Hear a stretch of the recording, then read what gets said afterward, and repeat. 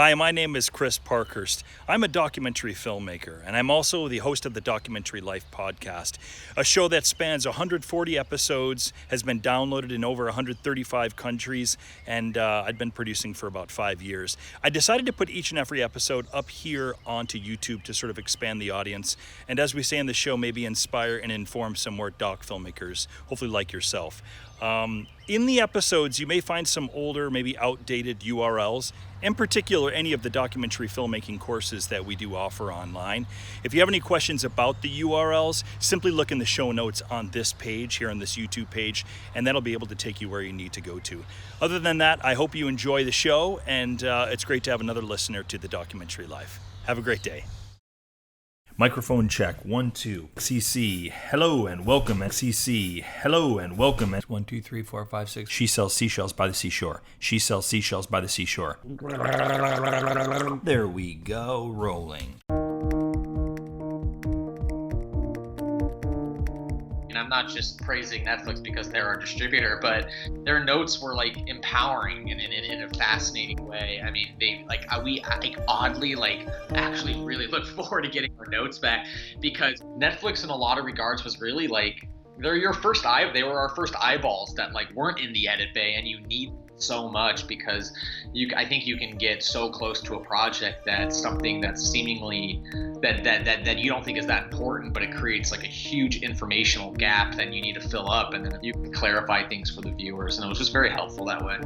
Hello and welcome to The Documentary Life, a show that sets out to inspire and inform you on how to best live and lead your own documentary life. I am your host, Chris G. Parkhurst, and this is episode number 68. And it is brought to you by Barong Films, proud creators of documentary film, the Documentary Life podcast, and the Documentary Academy, our industry-changing A to Z documentary filmmaking program that will transform you into the documentary filmmaker that you've always wanted to be. Find out more at thedocumentarylife.com/academy.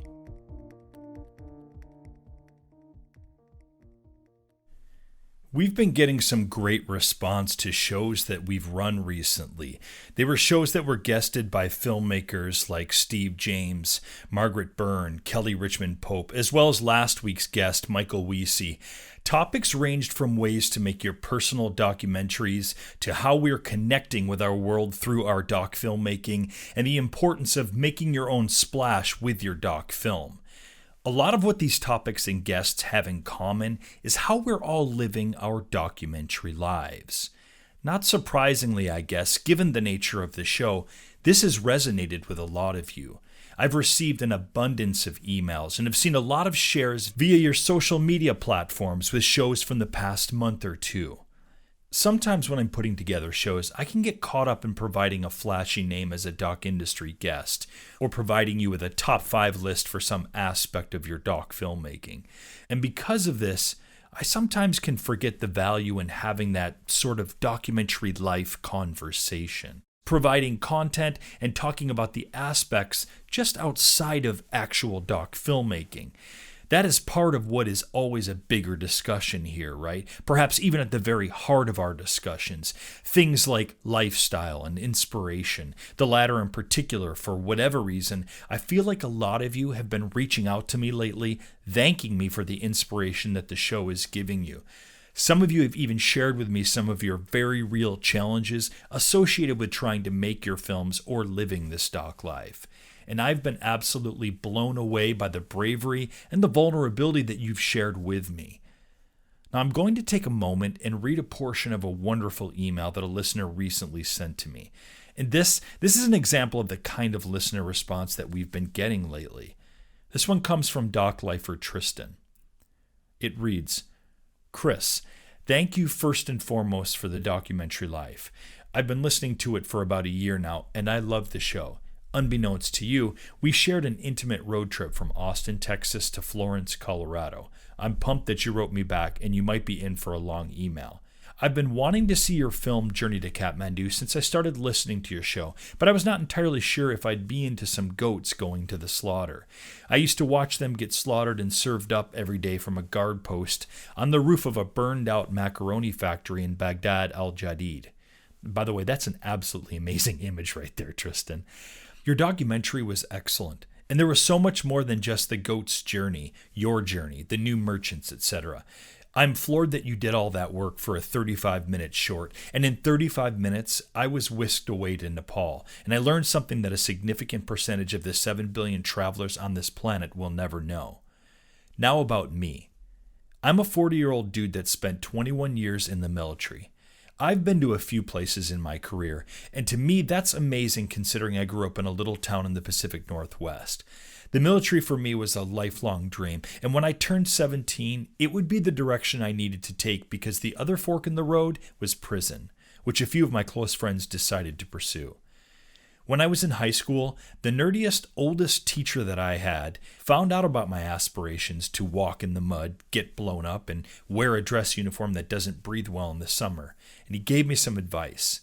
He said, "Son, take a camera with you everywhere."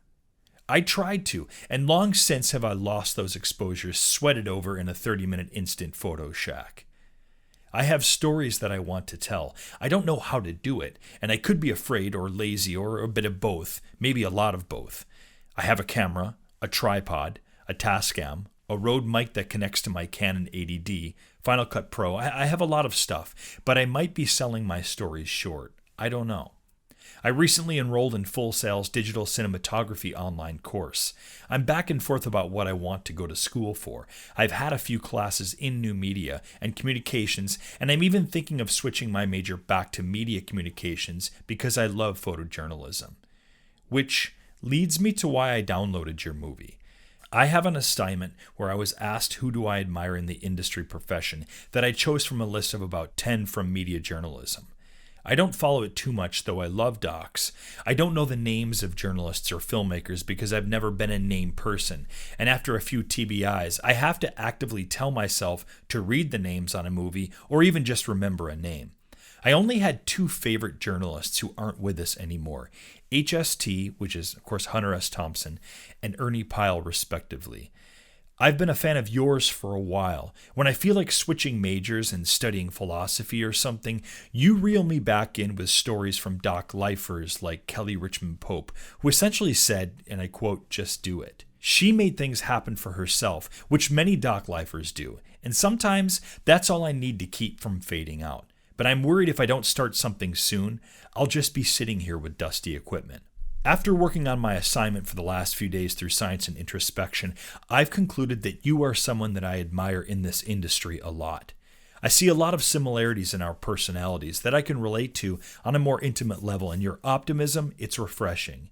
You have your own production company, and you follow your dreams to the end of the world and back, only to come back and try to inspire more people to do the same. Tristan, man, I could never thank you enough for that kind of an email. Actually, in a way, I hope that our podcast thanks you in some way. I believe that it does. And I think that your nerdy old school teacher, he knew something all along when he told you to take pictures of everything. And there's certainly some, let's say, sagely advice there that you should be using now in your life. And that is the recognition that there is something within you that needs to be filming and telling people's stories. And then if you're not careful and you don't pay heed to this, you could go another 20 years and maybe, metaphorically, maybe lose more of life's film exposures. Get out there, my friend Tristan. Grab your camera. And I know that you've got gear because, you listed it out there and I mentioned it here on the program. You detailed these things out. So get out there and start filming. Start today. You will not regret it. And that's really what I would like to leave you all with today before we move on to our guest segment. That the power and the impetus, it's within you, each and every one of you. And I don't say this flippantly or lightly in any way. I say this from deep respect and my own actual real life experiences. I know that it can be done. And that the only one that's holding you back from your film, it's you. There is no amount of reading filmmaking books or listening to episodes of TDL that could actually do the most important thing that you need to do in your doc life, which is make your doc film. Even our upcoming guests, Maclain and Chapman Way, they have a really cool story about how they made their first doc and how they weren't entirely sure how it was going to get made, but that they threw caution to the wind and simply went for it. And it was truly in the going for it that they not only got their film underway, but now have since become two of the hottest names on Netflix with their current docuseries, Wild Wild Country. I'm not going to tell you their story right now, obviously not. That's for them to tell you. But there's a very common and very real message here, Doc Lifers. Whether it be from the Way brothers, or from Kelly Richmond Pope encouraging you to make your own splash, or from Margaret Burns' episode where she said, and I quote, "I have 2 director credits. No one gave them to me. I went out and made the films. It's how you do it." So if you're looking for any inspiration at all, keep listening to today's episode. Go back and listen to Margaret again, or Kelly, or Steve James, or even my segments, because you know that I'm all about it, just picking up your camera and heading outside, shooting something, anything. Because here's the thing, it's a big world out there, and there are many, many, many stories, and they come in all shapes and sizes, often in areas of your world and from people that you never imagined. And you should be telling some of these stories. There is little reason or excuse not to. It's like Michael Weesey said last week when he was on the show, and I quote, "Get out there and get it done so you don't end up sitting at Starbucks whining about how the world doesn't understand you." So get out there and start making your film, or keep working on your film today. Your film needs you, and you need your film. So why deny this any longer?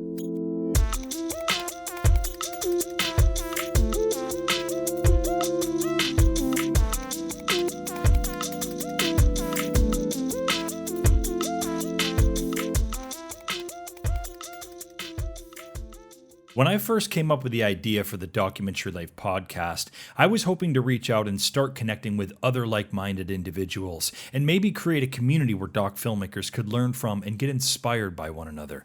And I wanted to have conversations that weren't just about the technical aspects of documentary filmmaking. I wanted to also be having discussions on what it meant to live the life of a creative, in our case, as doc filmmakers. And to my pleasant surprise and amazement, that is precisely what has happened with both the podcast and our community group. And now, we've expanded upon that idea with the release of Living Your Documentary Life, a program that breaks down the ways in which you can, through the creation of your art, live a sustainable, creative, and fulfilling documentary life. In Living Your Documentary Life, we remove the obstacles that you currently have in your life that are holding you back from making your documentary film, whether that be financial obligations, your immediate relationships, or your mindset and confidence in your abilities. You will gain perspective, build momentum, and create a lifestyle that serves you, creating your best documentary filmmaking projects. If this sounds like the kind of doc life that you want to be leading, we'd love to help. Just head on over to thedocumentarylife.com/yourdoclife and let's get you living and leading your best doc life today.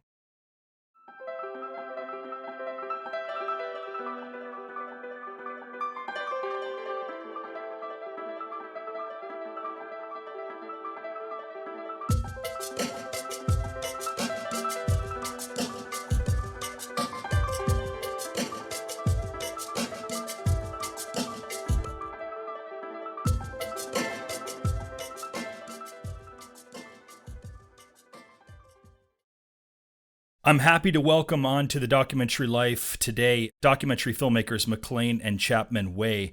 These two are responsible for the recent docuseries hit on Netflix, Wild Wild Country.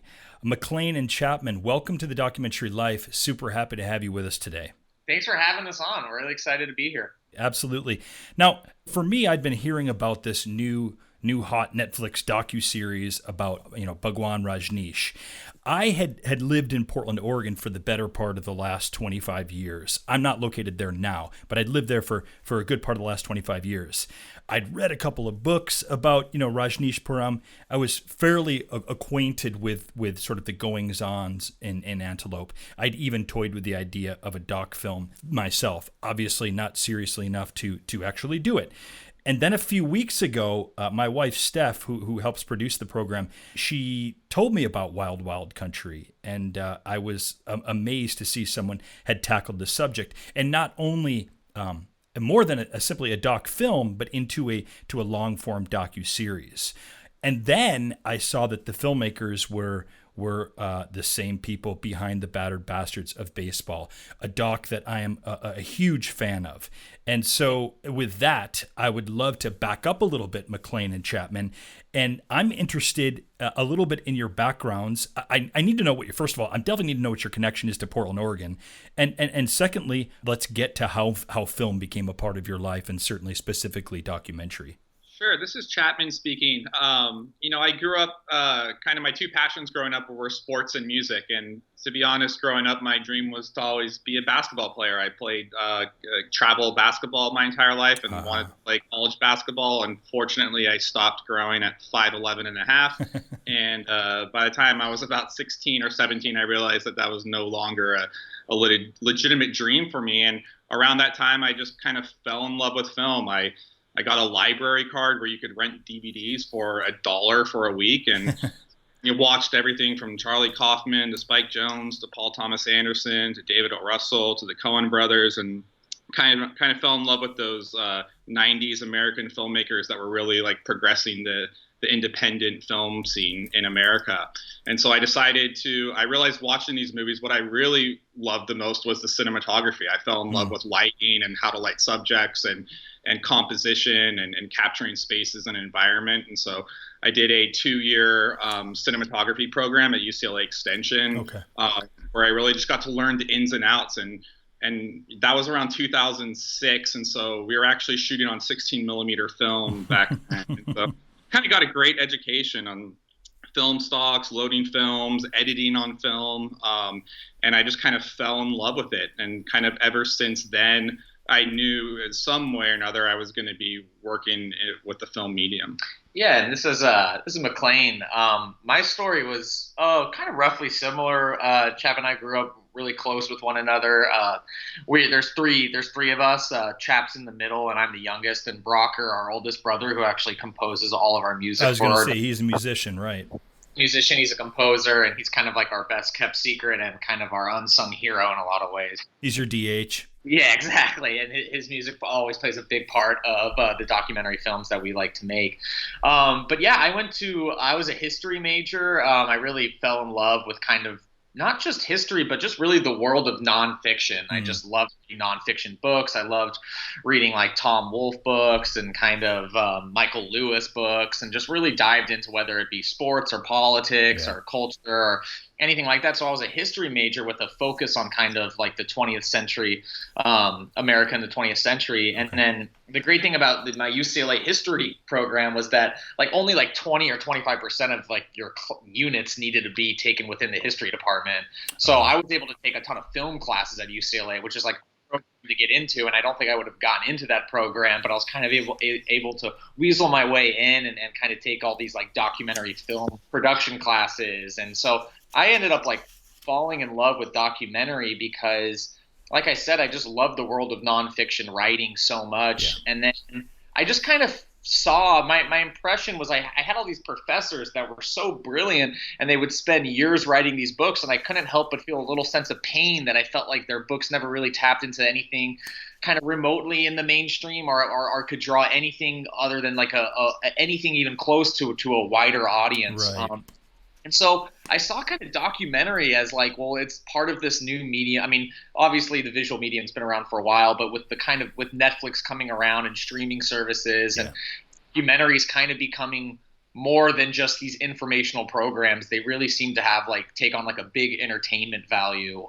As I was kind of in college, I just kind of started thinking about documentary film, and it wasn't until Chap told me that he had kind of come across a photo of a baseball team that our grandfather had owned in our grandmother's garage, and it was a baseball team called the Portland Mavericks. Yay, Portland Mavericks! Yeah, and then Chap was like, "Hey, how do you feel about this? Is this something that that we, along with our producer Julie, would be interested in working in, and we kind of got cracking there. That was like 2013. And so at this point, how does the Battered Bastards of Baseball really start to take shape? Do you guys head up to Portland, start poking around there? Are you doing your research, via the internet? How does that start to take shape for you? Yeah, it was kind of interesting. At the time, there really wasn't that much coverage on the Portland Mavericks online. Yeah. I mean, I don't even have a Wikipedia page at the time. And so Mac and I had to drive up to the kind of Portland libraries and go through the microfilm there and start all the old newspapers and kind of doing research the old school way. And it was very strange because we grew up with all these family connections. We knew that my grandfather kind of knew the guy who created Big League Chew, and we knew that he was friends with the ex-Yankee pitcher, and somehow Todd Field, the Oscar-nominated filmmaker, was a friend of my grandfather's, but we never put it together. What was the connection between all these interesting characters? Oh, right, because Todd Field, he's from, I think, Beaverton, Oregon, or Portland or something like that, right? Exactly. Okay. Grew up there and was the bat boy for the team and kept in touch with my grandfather. And so kind of as we started doing research, we just kind of came across all these amazing characters. Long before steroids and multi-million-dollar contracts, there was a truly independent ball club.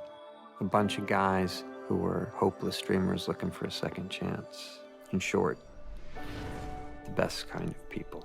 One of the things that really excited us was, if you write a feature film, a screenplay, you got to wait around for financing. You have to get a ton of producers on board. You have to get agents. It's such a slog just to get the project off the ground. But similar to you, my wife Juliana is our producer as well. And so we had just gotten married. I think we had like $8,000 in wedding money.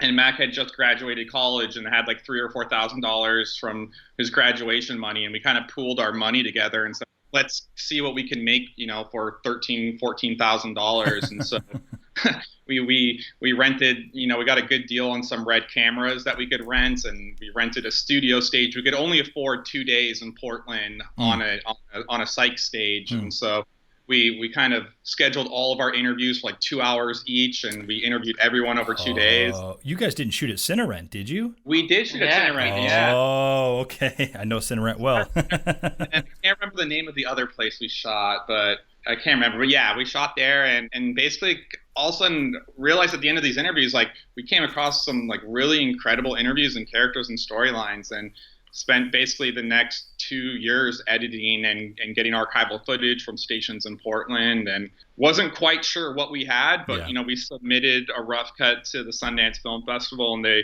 just responded so positively to it, and that was kind of a big turning point for us. Oh man! And did you guys rent the Reds up in Portland, or did you have them from LA? I found like a film student at UCLA that was willing to give us a really good discount, Nice. And it was like the first generation of the Red Scarlet. Wow. That was pretty new. And entrusted you to travel up to Portland with them. That's pretty great. But yeah, it was so early because if you like recorded for more than 20 minutes at a time, the cameras would overheat. Yeah, that's right.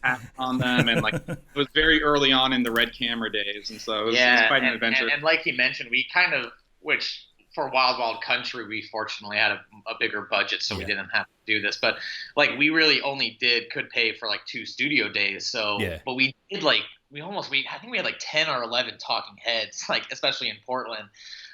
So we would like kind of book these like 2-hour interviews, and just like, I mean, it was like a slog for us, and but went for going, and it's like you're just like done with one person, the next person sits in the chair, and kind of at the end of the 2 days, it was like, all right, I hope we got it. I hope we got it. Kind of. We better have it. Yeah, we better have it, exactly. There wasn't a lot of time to like pause and reflect and or go do reshoots or something. Yeah, right. Did you shoot at another studio? Did you say? We shot in, I can't remember in Portland, but then we did a day in Los Angeles where we interviewed Kurt and our grandmother and Todd, because that's where they lived. Okay, so it was like 1 day in Los Angeles and then 2 days up in Portland. Maybe the other place in Portland, was it Picture This Studios? It was. It was Picture This. Now, you just sort of happened to, you just sort of happened to mention a particular name. And in full disclosure, we should, I suppose, let our audience know who exactly Kurt is that you're referring to, and exactly who the grandfather is that was the owner of the Portland Mavericks baseball team. Yeah, so Kurt Russell is our uncle. He's a well-known actor from, Tombstone to Stargate to, Escape from New York. I've heard of him. Is fairly well known. And his father, our grandfather, being Russell, both of them, growing up were absolutely insane baseball nuts. Yeah. It was actually their main passion, even more than acting. And our grandfather was, best known for being the sheriff deputy on Bonanza television show for 13 seasons. And so after the show ended in 1973, my grandfather decided he wanted to do something with baseball. It had always been his first love. And Kurt was playing minor league baseball for Walla Walla at the time up in the Northwest area. Yeah. And saw that this territory in Portland was available for a minor league team to open. And so he decided to, purchase the territory of Portland for a minor league team. It was $500 and basically revived the spirit of independent baseball. He decided that they would have no affiliation with major league teams. And basically people, ex-ball players, players that had retired, that were never given a chance, kind of flocked to these open tryouts in Portland for one last shot at glory. At glory.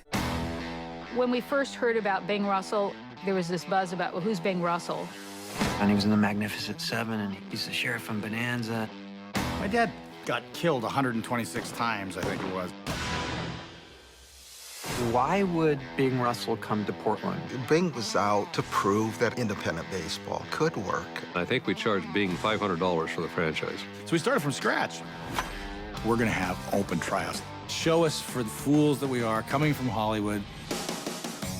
I have to say, watching someone like Kurt Russell, watching you guys interview him and listening to him talk about baseball, it just really confirms, I think, my love for his work. I'm like, yeah, Kurt was a baseball guy. That's brilliant. Same with Todd Field. That's pretty awesome. That's pretty awesome. So the Battered Bastards of Baseball is a wonderful doc. I love it. It's a great documentary. But man, how does one go from something like Battered Bastards, right? How does someone go from that to covering as their next documentary venture this incredibly vast, rich, crazy, insane historical story that would eventually become Wild Wild Country? Yeah, it was definitely a big jump for us just in terms of scope and kind of the magnitude of this project. Basically, we were, in 2014, after we finished the Battered Bastards of Baseball, we were talking to the Oregon Historical Society, and they asked us, what we were going to be doing next for our project, because they had helped us out with archive film and footage for the Portland Mavericks story.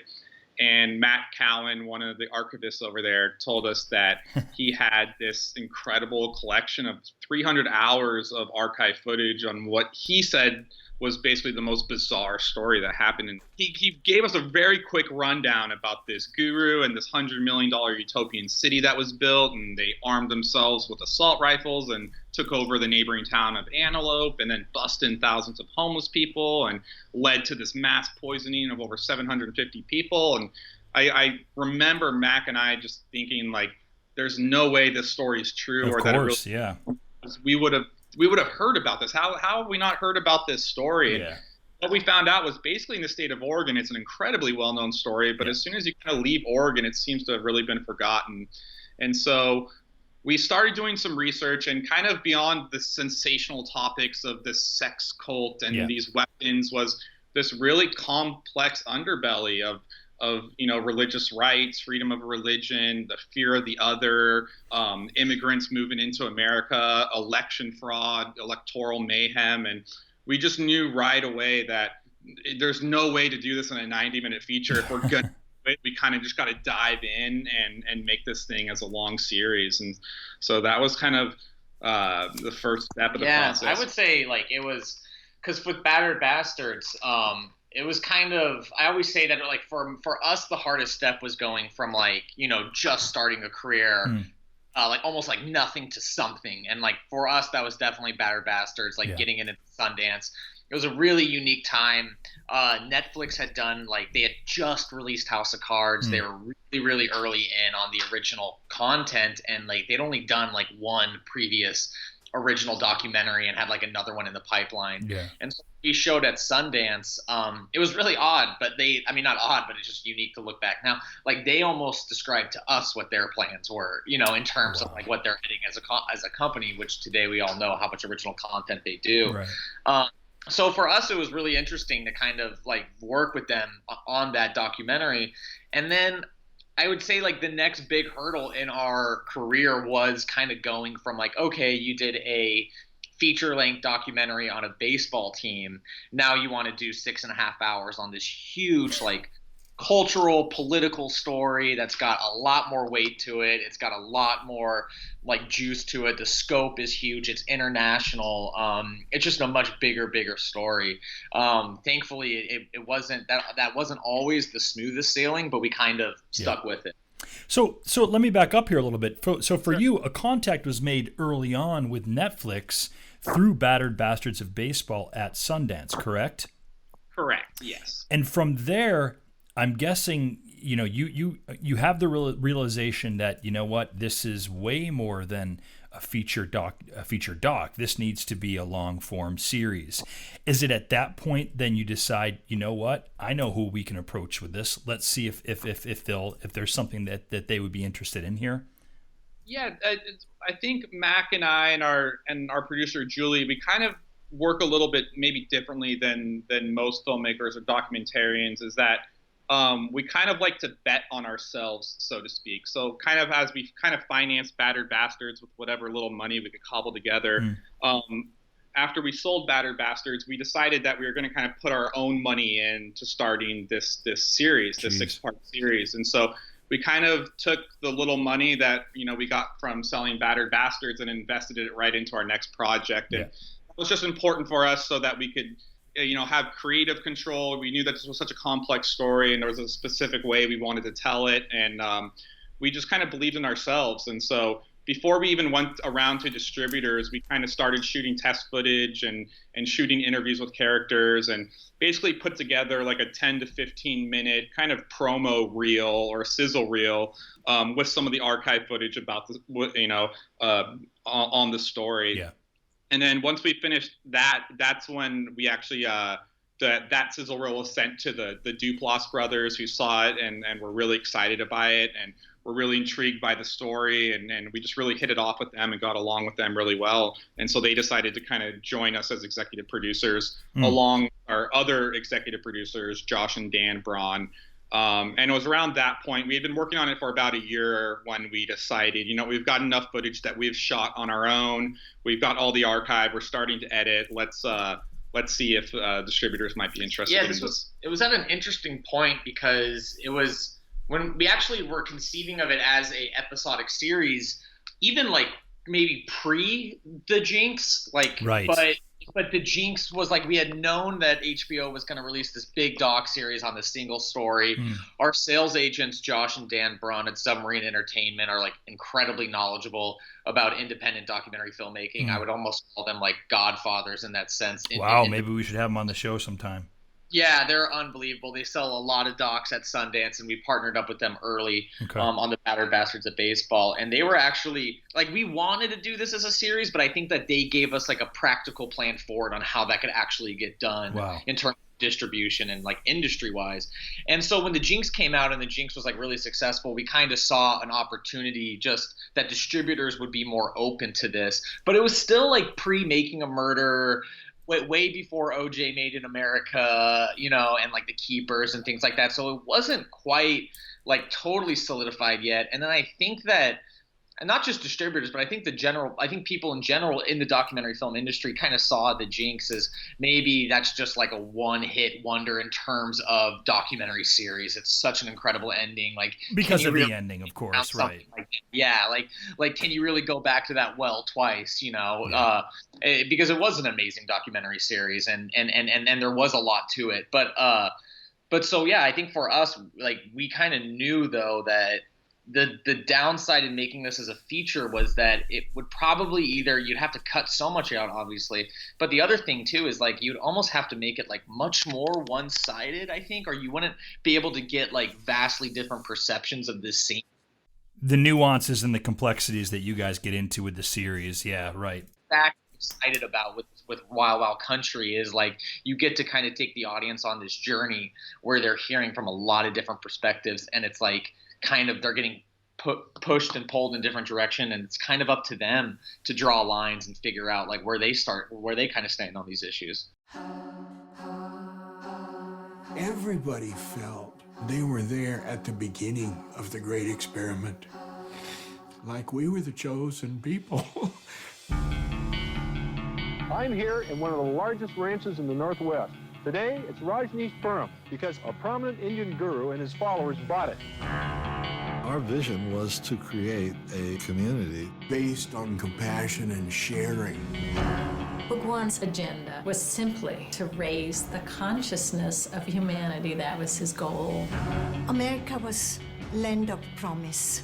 It was my conviction we will have no problems. I don't think America has a place for these people. Everyone in Antelope mistrusts Rajneesh. I want that guru and his evil influence out of my city. They're run by satanic power. There is talk of vigilantes who may seek revenge on the Rajneeshis.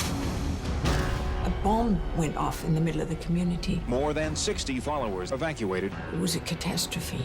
Mostly unjust, terrified. If I didn't take measures to protect our community, no one else would do it. We call upon the governor to disarm this cult's army now. If the government does decide to get you, they're going to get you. Who would poison a whole town? The Rajneeshis set a stage for a big outbreak to influence the election. They had no evidence. They were facing immigration fraud, smuggling. The Rajneeshis came this close to murdering a presidential appointee. There is bias, there is prejudgment, religious discrimination, and this is democracy. I've had enough of it. Something that I have to know, at the outset is honestly, how on earth did you guys go about contacting and getting someone like Ma Anand Sheela, if you will, getting her to agree to be on the program and tell her side of the story? How did that work for you guys? That had to have been tricky.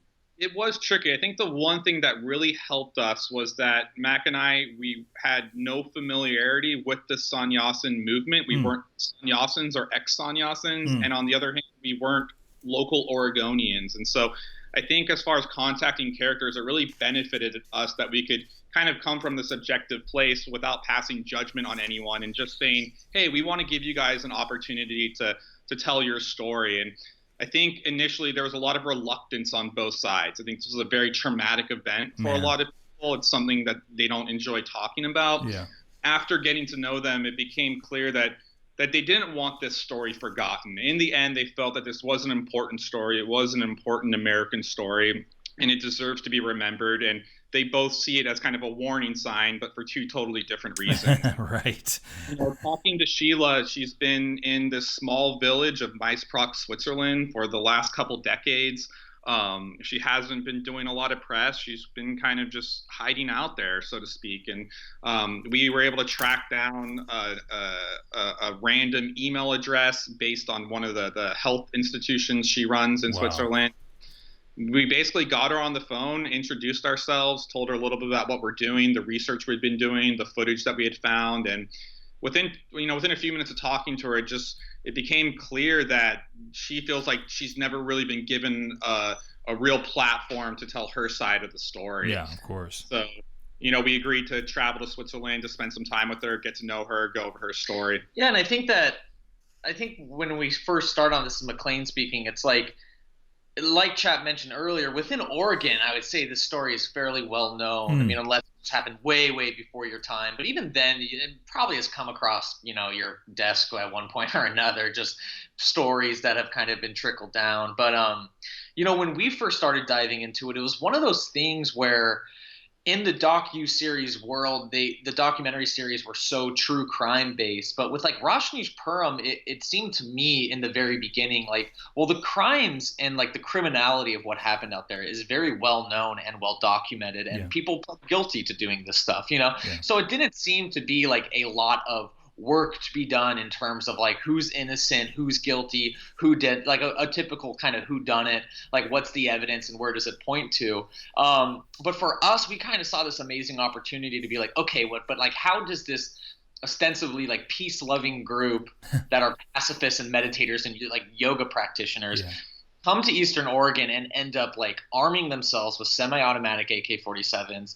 How do some people in this group end up putting salmonella in salad bars in the Dallas restaurants, raising over 750 people? How do some members of this group participate in conspiracies to assassinate political officials? It was a little bit more about like the process of what happened to this group. And I think that one of the central questions in Wild Wild Country was whether that kind of transformation of this group was because of like an internal process, which is like what most quote unquote like cults are analyzed as. It's usually like this internal process that is very destructive within. I think what's interesting about Wild Wild Country is it kind of takes a step back, hopefully, and examines like maybe some of the external pressures that at least the Rajneeshis felt they were under.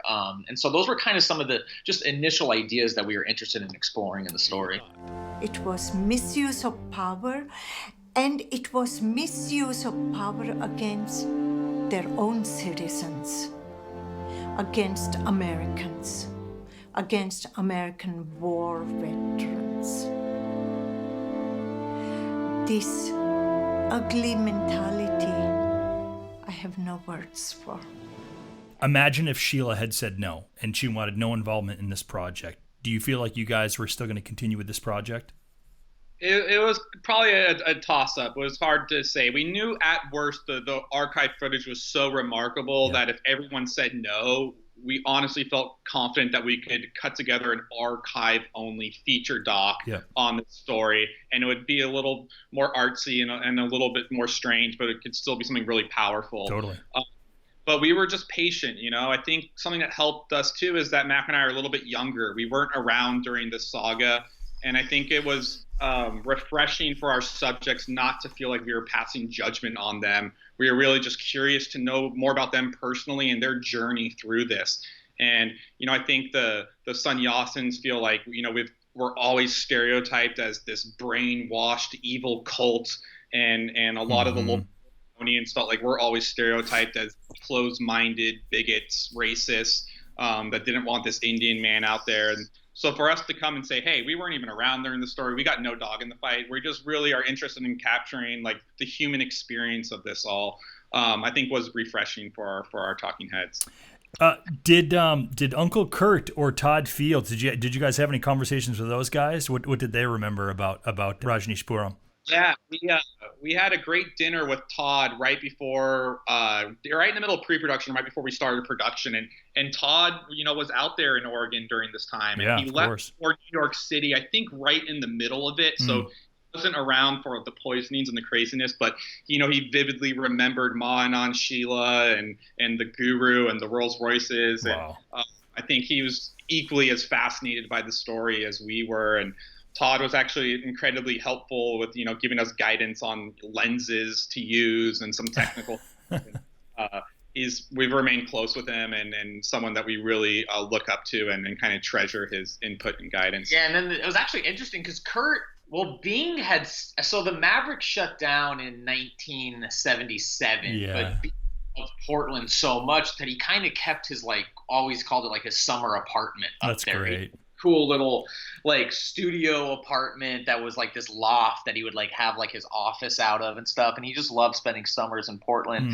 And I think what he did mostly during summers to keep himself busy was he ran like a few plays out of the Portland Civic Theater. A play called The Wake of Jamie Foxx and which one?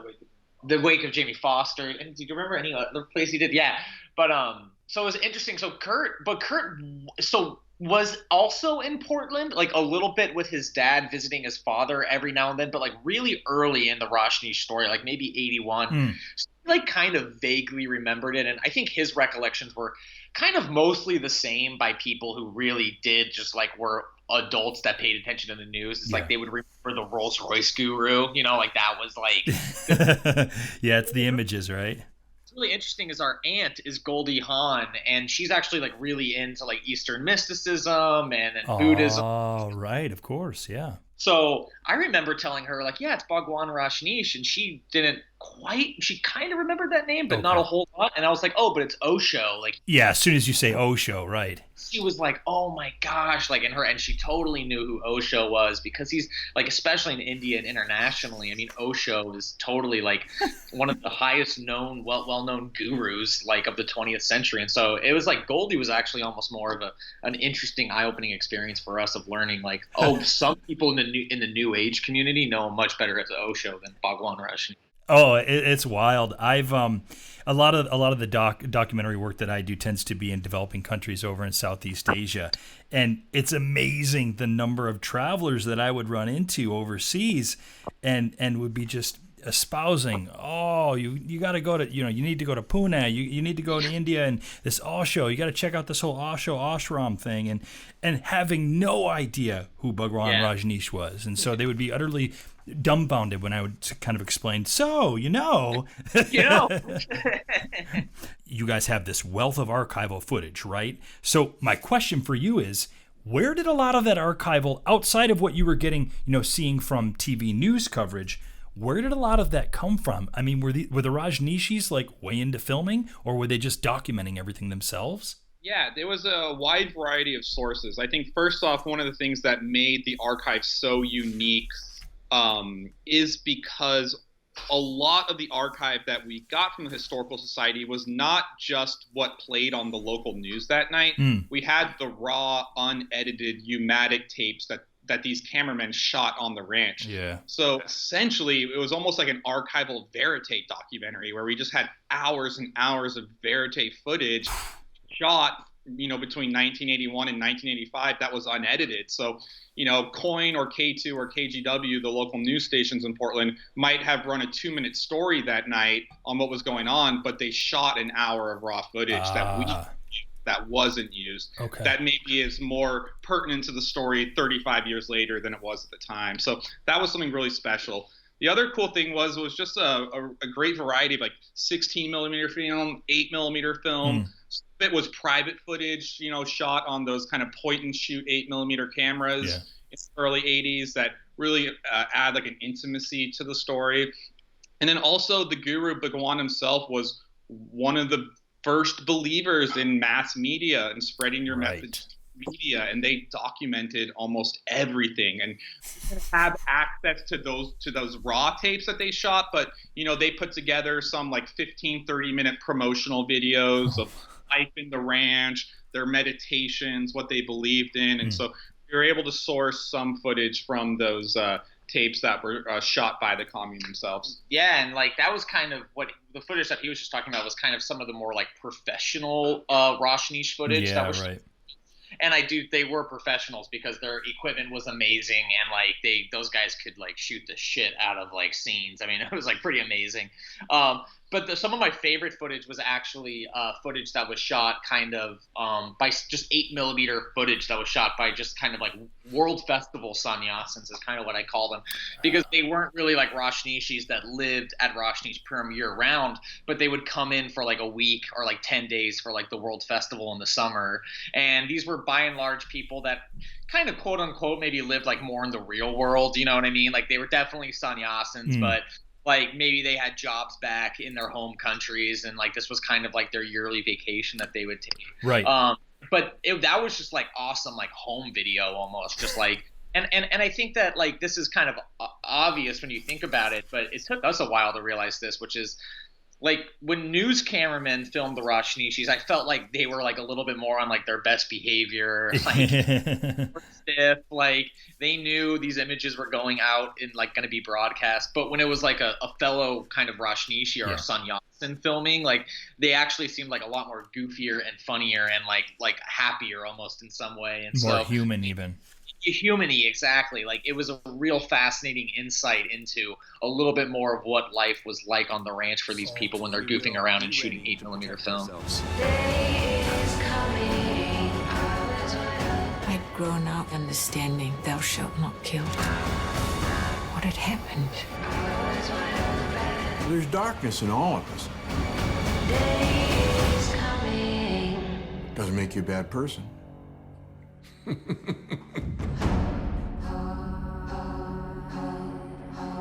So let's talk about Netflix a little bit, and I would love to talk about this in the context of our doc filmmaking listenership, who are well aware of sort of the big ones that are out there in terms of digital distribution, Netflix probably being the biggest at this point, certainly for doc filmmakers.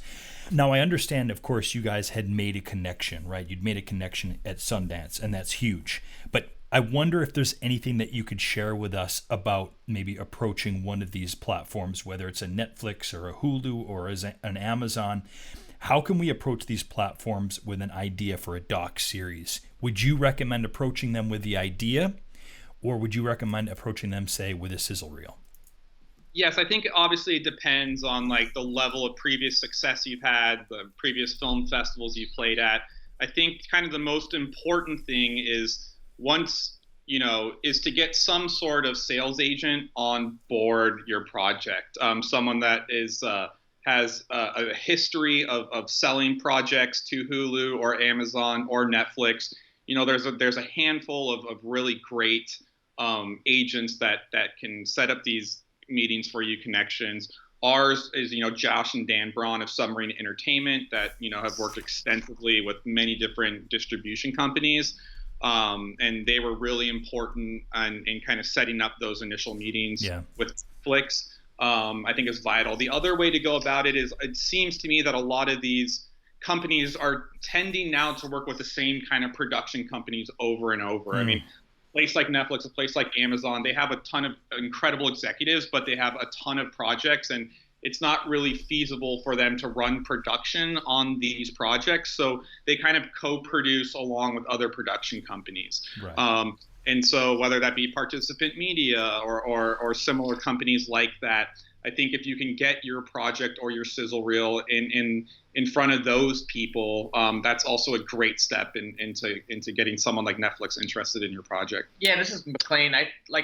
Just to add my 2 cents too would be, I think as far as like the question of like whether to make like a sizzle reel or like a teaser or something that's going to give them an idea of the project, I think that it kind of comes down to basically how your idea for your documentary or documentary series is going to sound in a pitch. And so for us with Rajneeshpuram, I don't think we pitched a single executive that ever said that they knew this story. So you really got to pitch this. A sizzle reel to like show them that this happened, if you're going in and let's say you have access to Michael Jordan and Michael Jordan's willing to sit down and you're going to do the big Michael Jordan biodoc, you can go in and pitch that probably without a sizzle reel. And like a lot of executives are going to lean forward because of your access or your storytelling capabilities or anything like that. Right. And so like we knew going in pitching an episodic documentary series on Rajneeshpuram. I mean, like literally the reactions were like, Rajneesh what? Like Bhagwan what? Like I've never even heard of this. Like, so we knew like we needed to come in strong with something that was going to like kind of open their eyes a little bit to like, wow, I had no idea this happened. And then we were kind of uniquely able to turn that into an advantage where it was like that was kind of the hook of the story. And while has been out on Netflix for like 10 or 11 days now, so we've gotten a lot of our reception we've gotten back and feedback, and it seems to be like a lot of people are attaching onto that, which I always believed in with the story of Rajneeshpuram, because people out in Oregon just don't know this story. That's right. Their reaction is, well, how did I not know about this? And so that kind of ended up playing to our advantage, I think. In terms of working with Netflix, at what point in the production of Wild Wild Country did they begin funding for you guys? And did they end up funding for the whole production at some point? Yeah, it was a little bit interesting. After we teamed up with Josh and Dan Braun, we teamed up with Mark and Jay Duplass, Duplass Brothers Productions, and they were kind of the first to kind of start, fronting us money so that we could kind of begin interviews. Okay. And it was pretty fairly early on in the process that we then teamed up with Netflix as well. Okay. And so we can't quite discuss the exact details of the arrangement, but the Duplass brothers were the first to kind of give us money just to kind of start, along with our own money that we invested. Right. And then fairly early on, once we kind of got all of our characters on board and started shooting, Netflix came on board as well. And how involved was Netflix in editorial decisions? Like, how often were you screening with them? What kind of input were they having? How did that work? Yeah, we had a couple great executives over there. Our kind of lead executive on the project was Ben Kottner, who's actually a documentary filmmaker himself. He co-directed a great documentary called The Case Against 8 that premiered at Sundance a few years ago and was an HBO original documentary.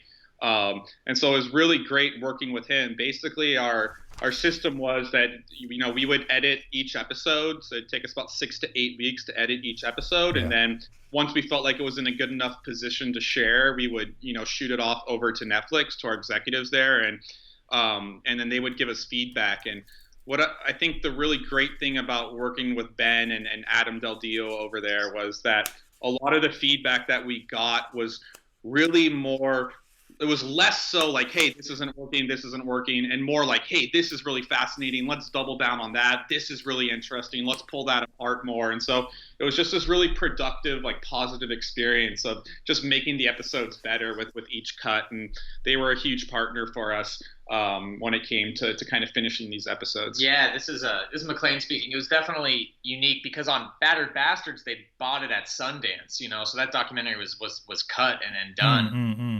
And so they were really just kind of distributors on it. And for Wild Wild Country, they came on much earlier in the process.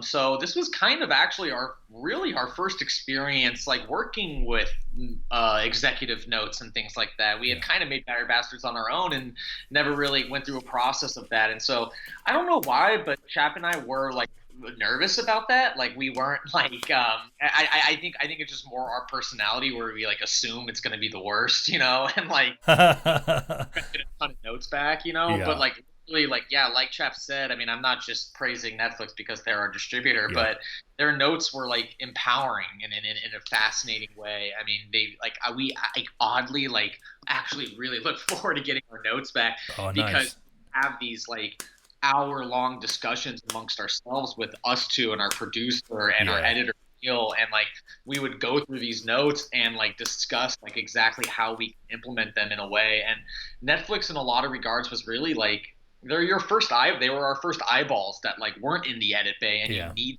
so much because I think you can get so close to a project that's something that's seemingly that you don't think is that important, but it creates like a huge informational gap that you need to fill up. And then it's like, oh yeah, like I thought that was obvious. And then you can clarify things for the viewers. And it was just very helpful that way. Well, I have to say I'm not entirely surprised about your experience with Netflix as doc filmmakers. And I say that because now the show hasn't run yet, but I recently recorded with Gary Kaut, who's a producer of the docuseries Flint Town, which came out about the same time you guys did, and he had nothing but great things to say about the people over there at Netflix. And part of his reasoning was, he's like, I was dealing with people who were doc filmmakers or who have been doc filmmakers, and so they got it. They get what we are trying to do, and like the experience that you have had.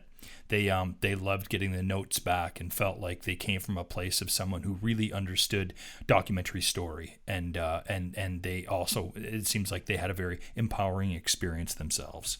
Yeah, we couldn't agree more. That was ours. Adam Del Dio is a filmmaker too, who's made some great documentaries, and so between helping us like add clarity to the show and helping us pull apart some of the topics even more, I think it only helped make the series better. I mean, the other thing too is it's kind of obvious, but it's like your interests align with them so much because all they want is people to watch your show, which is really what you want too. Otherwise, it's like, what's the point in making these documentaries if you don't want a lot of people? So there's not really this concern of the box office or like, well, how are we going to like recoup our money, or like how are we going to like sell this in a certain way, and how are we going to split up like things like that. It's like, it's just a much more pure conversation about like, how do we make this the best it can be so that like our audience will tap into it. And I think that's like why Chap and I are drawn to making documentaries, is because it seems like there's such immediate access to them now. Like, they're not just in movie theaters. I mean, I love documentary films and I love seeing documentary films in movie theaters.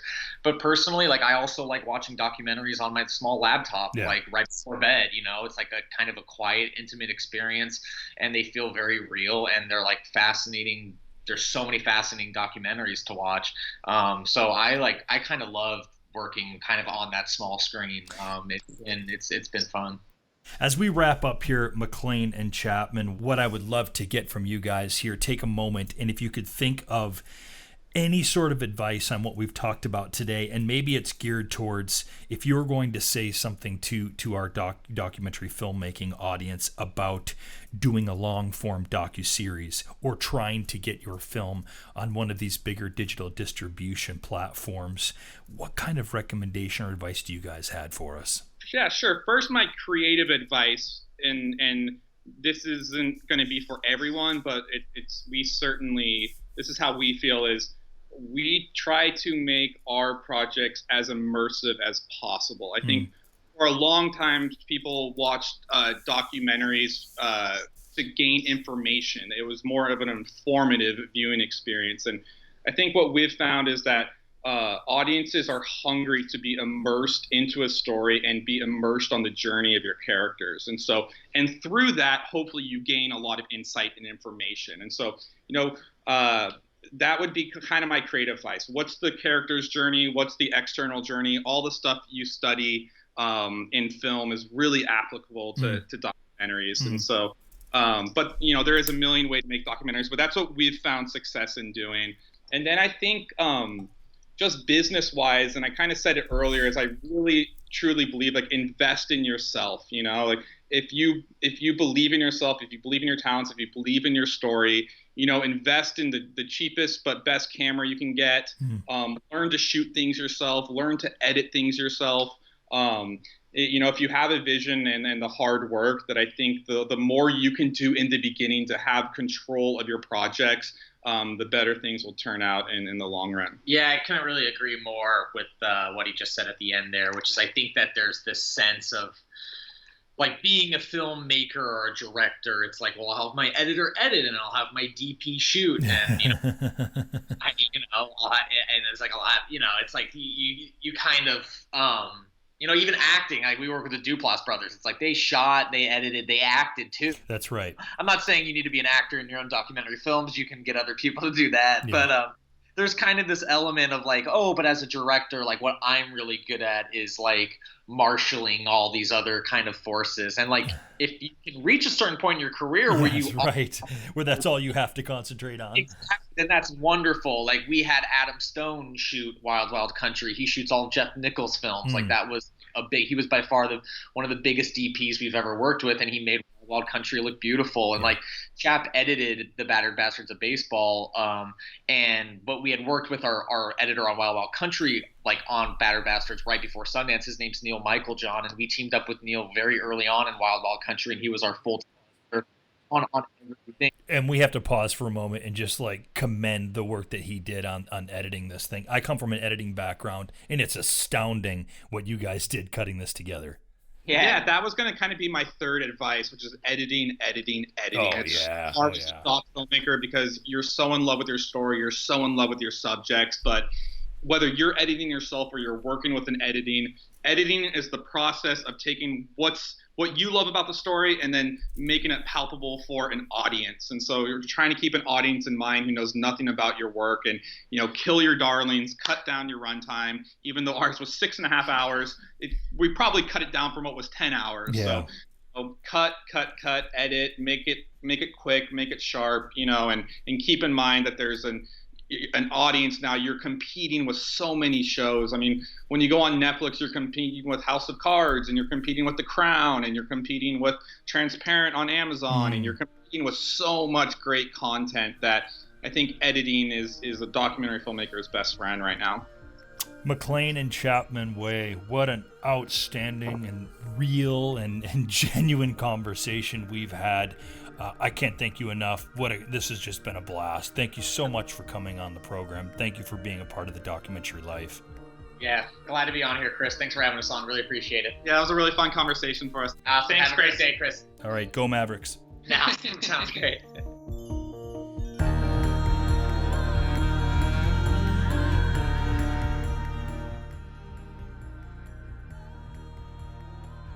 Don't forget, if you're looking to live and lead a documentary life, you need to head over to thedocumentarylife.com/yourdoclife and take a look at our Living Your Documentary Life program. We'll help you craft your lifestyle so that you are able to make the documentary films that you want to make and live the doc life you want to live.